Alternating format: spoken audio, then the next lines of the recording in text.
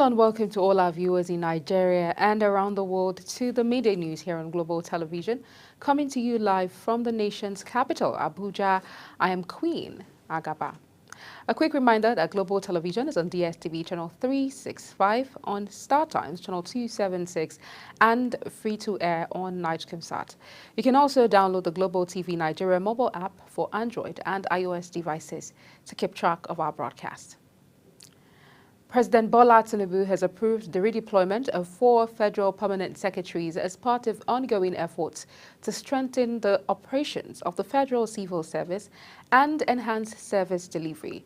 A statement issued by the Director of Information and Public Relations, Office of the Head of the Civil Service of the Federation, Eno Olotu, explained that the move aligns with Tinubu's reform agenda and is aimed at boosting operational efficiency and innovation across ministries, adding that the reassignment is part of continuous efforts to enhance operational efficiency, foster innovation, and strengthen service delivery across the Federal Civil Service.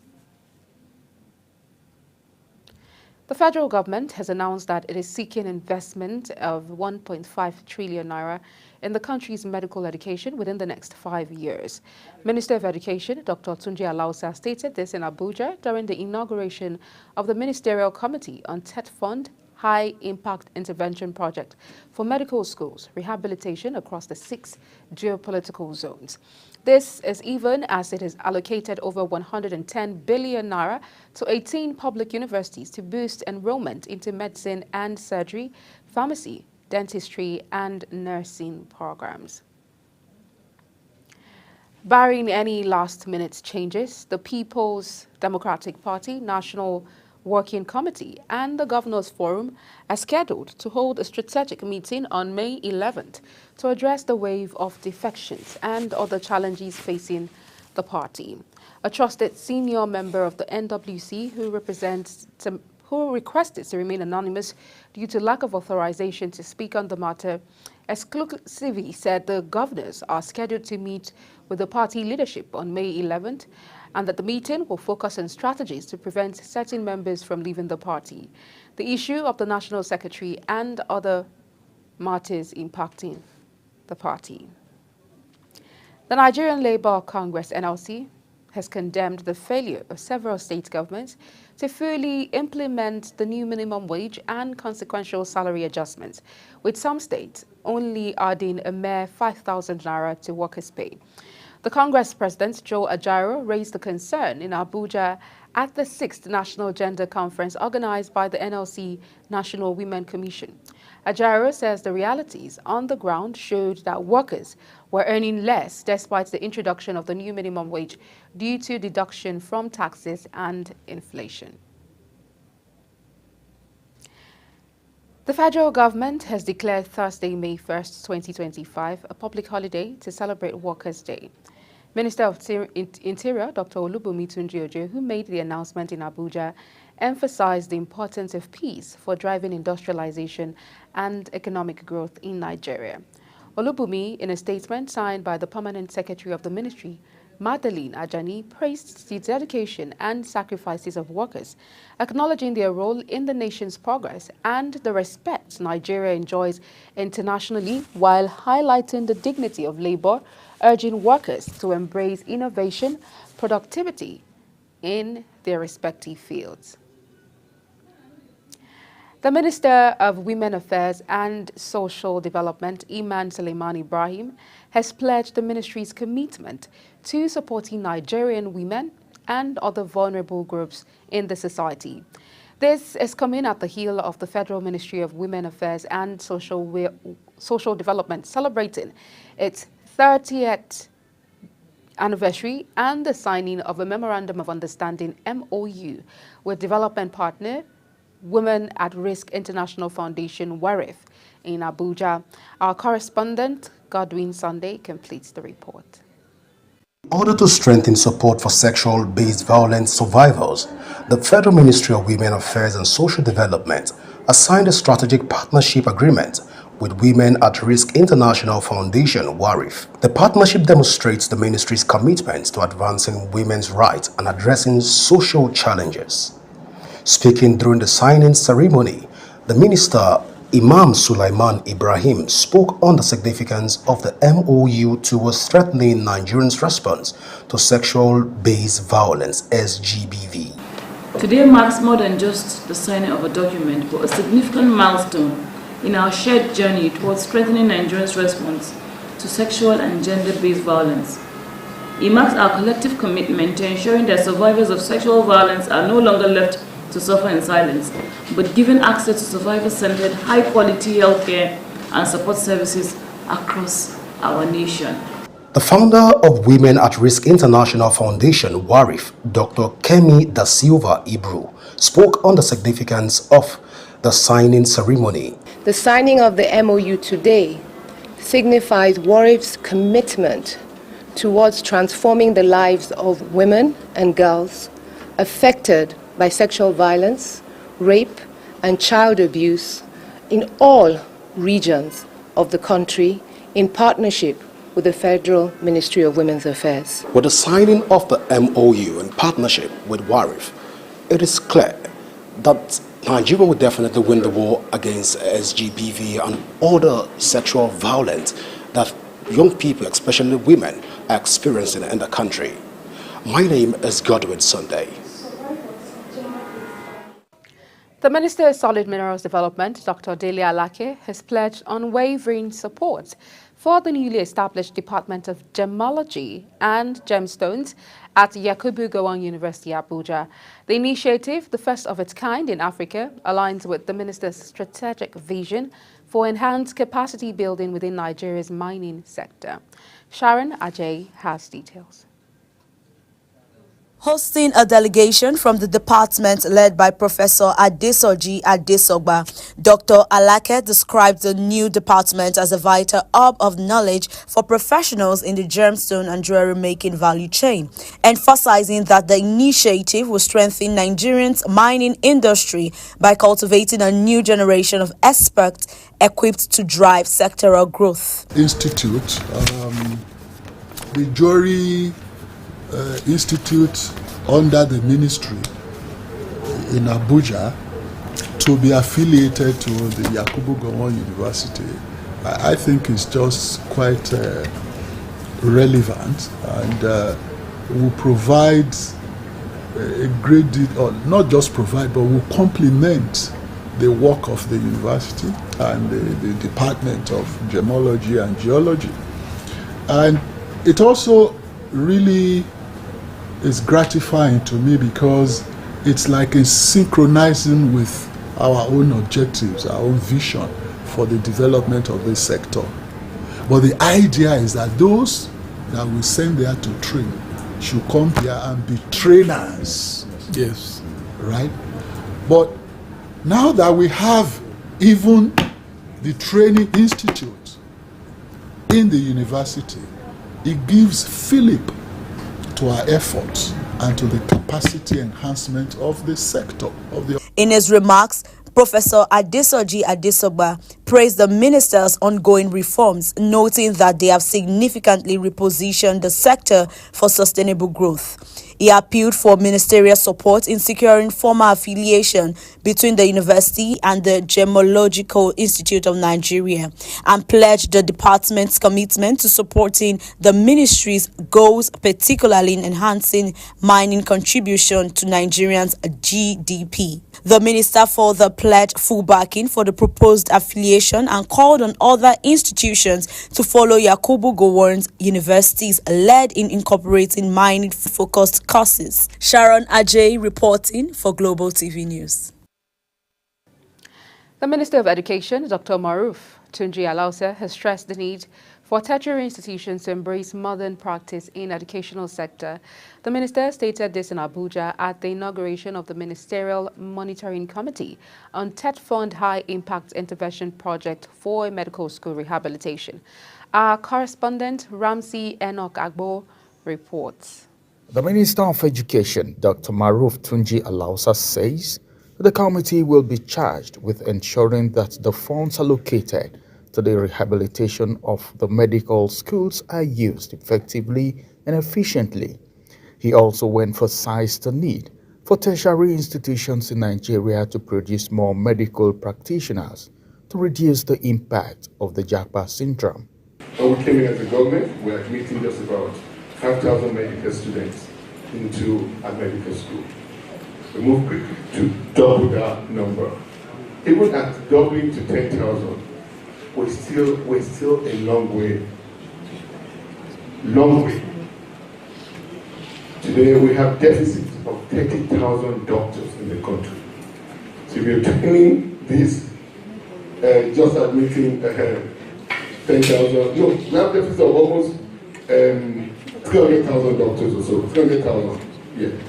So just building physical structure alone will not cut it. And that's why we are investing in simulation labs that can give us expansive ability to train more medical students. The Minister of State for Education, Dr. Suwaiba Ahmad, in her address described the state of medical education infrastructure worrisome in recent years and appealed for well-equipped medical schools to ensure that doctors, nurses and healthcare workers are trained to deliver quality care to the people. The third one, high impact project for medical school rehabilitation, is one of the government's key initiatives to foster excellence in medical education, enhance the quality of healthcare training, and equip our future doctors and healthcare professionals with the skills and facilities necessary to meet the demands of ever-evolving medical landscape. As we are all aware, the state of medical education infrastructure has faced many challenges in recent years, and it is no secret that a well-equipped medical school is fundamental to ensuring that our doctors, nurses, and healthcare workers are trained to deliver quality care to our people. The Executive Secretary of TED Fund, Sonny Echono, expressed appreciation to Mr. President and Minister of Education for the vision and commitment to the fund's intervention activities, particularly the strengthening and repositioning of the nation's health institutions, especially intervention in medical schools for the year 2025. There is absolutely no doubt that intervention will go a long way in solving some of the challenges facing the health sector in the country. The provision of critical manpower in the health sector remains a huge challenge and is often exacerbated by the Japa syndrome. The problems of insufficient and unqualified medical personnel leading to high doctor-patient ratio and all the other indices that we are not very proud of have lingered for far too long. The challenges of ill-equipped medical facilities have also persisted. It is for these reasons that intervention is considered not only important but also timely. There is absolutely no doubt that the intervention will go a long way in solving some of the challenges facing the health sector in the country. Ramsey Enoch Agbo reporting for Global Television. The Benue State government has allocated 179 hectares of land for the establishment of a Special Operations Naval Base Unit in North Bank, Makurdi. Chief of Naval Staff Vice Admiral Emmanuel Ogala disclosed this during his visit that the Naval Board has approved the establishment of the base to address the security challenges in the state. Correspondent Felicity Ndere reports. For years, communities in Benue State have endured continuous attacks by armed men suspected to be Fulani herders, leading to the numerous deaths and displacement of thousands. Over 60% of the state's inland waterways are frequently used by the attackers as escape routes into neighboring states and even Cameroon. Vice Admiral Emmanuel Ogala stated that the newly approved Naval Command will serve as a strategic base for full operational deployment along the riverine areas. Looking at Benue State and its strategic location, covering the vast expanse of the River Benue, we have a great role to play in this regard. The Nigerian Navy, being the principal maritime force for this nation, is charged with the protection of the nation's territorial integrity and sovereignty, particularly in the maritime domain. Governor Hyacinth earlier described the Naval Command in North Bank, Makurdi, as a vital step towards tackling security challenges in the state. Our waterways in the state are quite vast and long, but unfortunately unguarded. And the number of attacks we've experienced came through the waterways. Little or no powers to trace. The chief of naval staff was later accompanied by the governor to the 179 hectares of land allocated for the base. And I believe that the issue of insecurity, by the time we are here, of course, most of this insecurity come from the waterways. And of course, you can see the waterway just over there. If they know that we are here and we are operating from here, I think that they will not have the freedom of movement and the freedom of maneuver which they seem to have for some time now. First thing, you have a land, you secure it. And then you stem all the arguers and those who want to come in and create some problems out. So I'm happy that a lot of perimeter fencing is already done. I want to think that over 50-60% of it is already achieved. Benue State, as the food basket of the nation, plays a vital role in Nigeria's food security framework. With this, the Nigerian Navy, in collaboration with other security agencies, has pledged to help restore peace, improve livelihoods, and stimulate the local economy. In Makurdi, Felicity Ndere, reporting for Global TV News. The federal government of Nigeria has signed a multilateral memorandum of understanding (MOU) with the United Kingdom to combat the menace of cybercrimes in the two countries. The MOU signing ceremony took place in Abuja. The Attorney General of the Federation and the Minister of Justice, Prince Lateef Fagbemi, signed on behalf of the federal government, while Minister of State, Home Affairs, Lord David Hanson, signed for the UK. The program also featured the launch of the Joint Case Team on Cybercrime by the AGF in response to the need for a coordinated and robust approach to fighting cybercrimes as contemplated in the Cybercrimes Prohibition Prevention Act 2015 as amended. You're watching the live broadcast of the Midday News. When Midday News returns, Naira weakens further, hits 1,602 Naira per dollar at official market. Details coming shortly after the break. Please stay with us.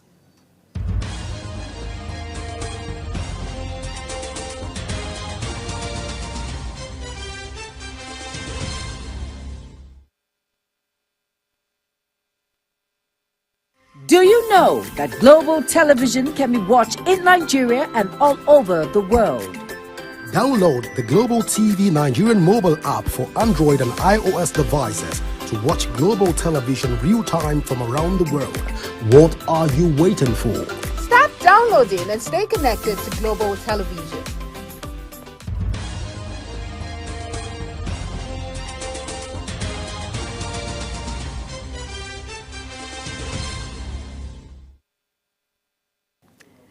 Many thanks for staying with us.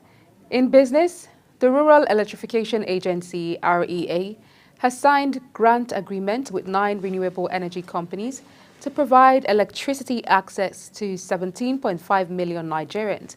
This appears to be the first collaboration under the World Bank-funded distributed access through renewable energy scale-up, DARE's project, following its official launch in 2024. The managing director of REA, Abba Aliyu, who spoke at the signing ceremony in Abuja, says the project aims to electrify 17.5 million Nigerians by deploying 1,350 mini-grids.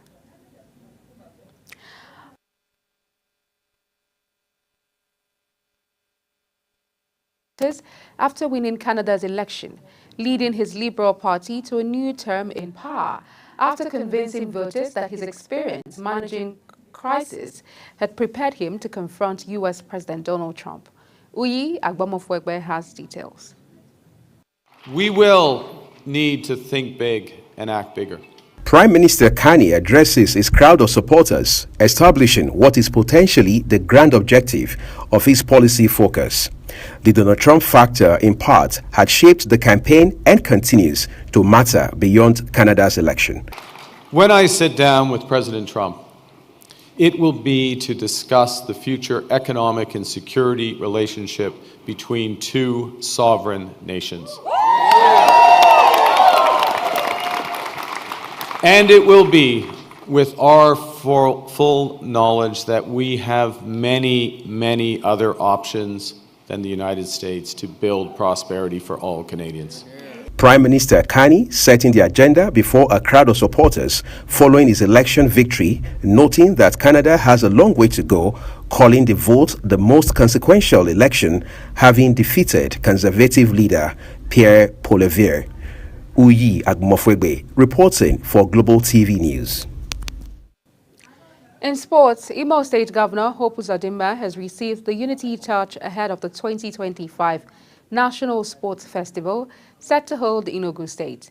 The governor praised the National Sports Commission for its organization and described sports as a key tool for promoting unity across Nigeria.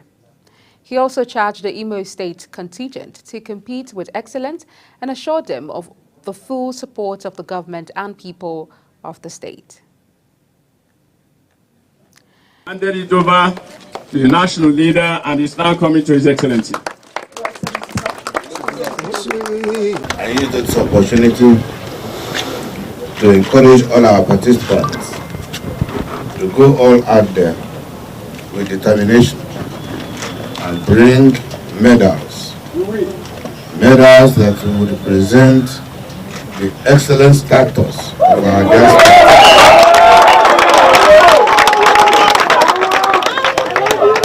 So you go.